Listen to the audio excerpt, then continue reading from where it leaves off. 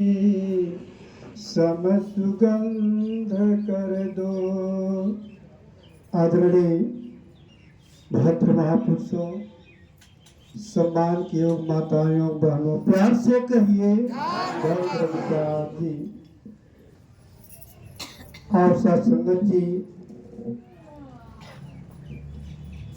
सच्चे पातशाह सदगुरु माता जी की कृपा से आज ये जो समय बना हुआ है,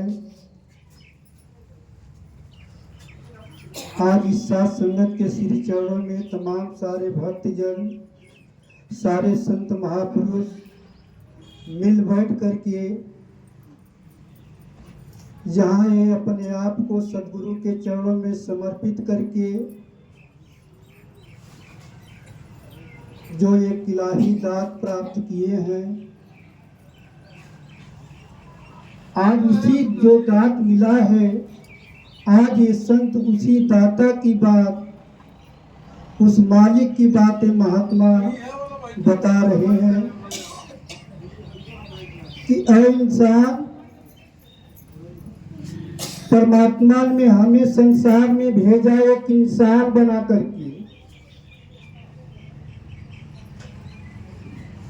लेकिन संसार में हम आकर के अपने आप को बन के आ गए। परमात्मा ने 5 तत्व डाल करके इस पुतले में संसार में हमें भेज दिया एक इंसान बना करके, लेकिन संसार में हम बन के आ गए।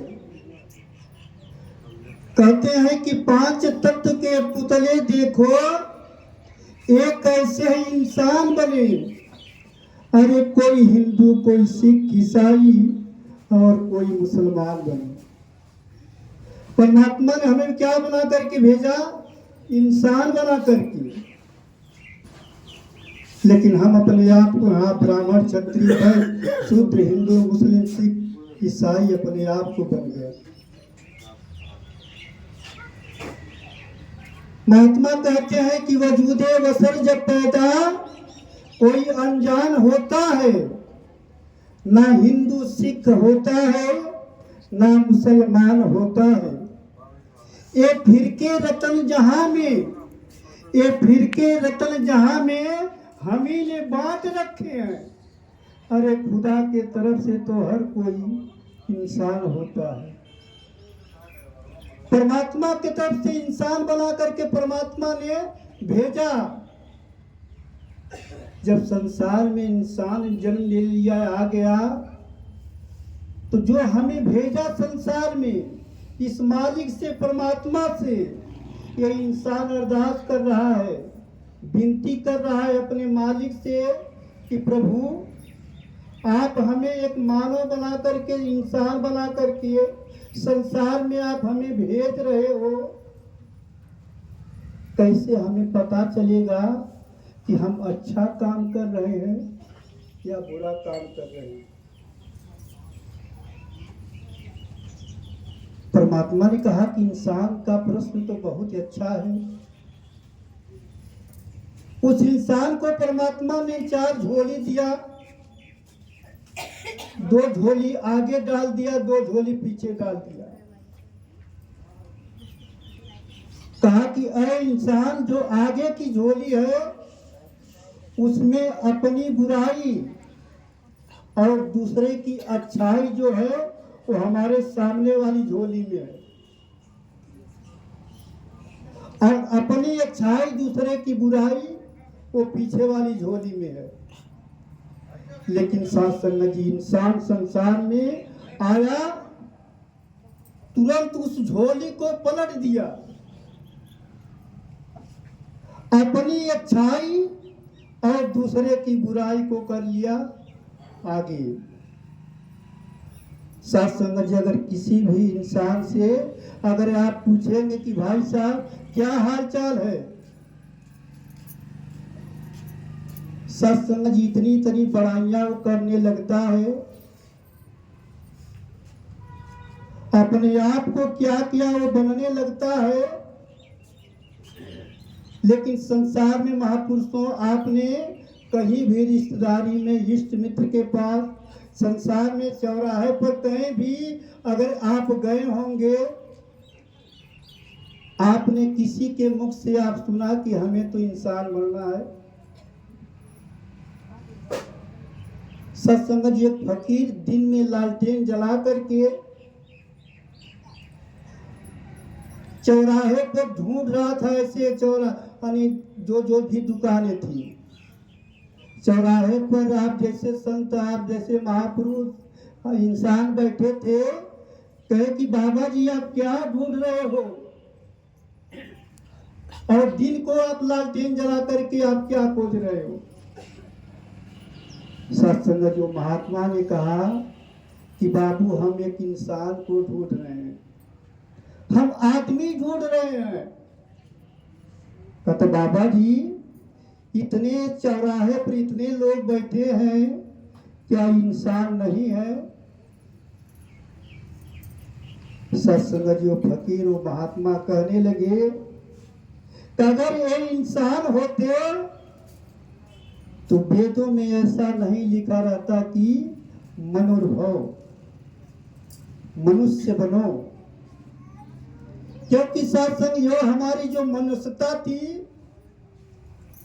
वो जो इंसानियत थी, सत्संग जो बदल कहाँ गया, हैवानियत में।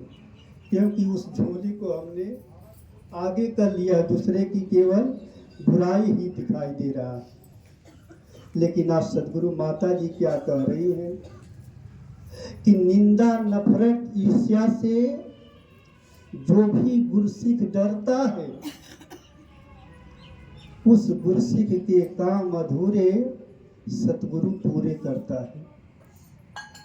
आगे संत जो महापुरुष जो अपने अपने मन के जो उद्गार, इन्होंने जितना भी गुरु के चरणों में अपने आप को समर्पित किया, इनके अंदर जो ज्ञान का भंडार गुरु के चरणों से मिला, वो महात्मा मन के भाव आपके चरणों में वो समर्पित कर रहे थे।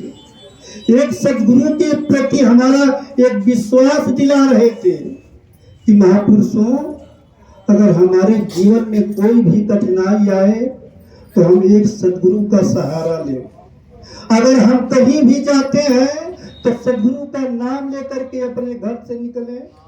सत्संग जो सदगुरु काम सारे पूरे कर देता है। अभी सत्संग जी बहन की बात आई है, बहन सरस्वती जी की।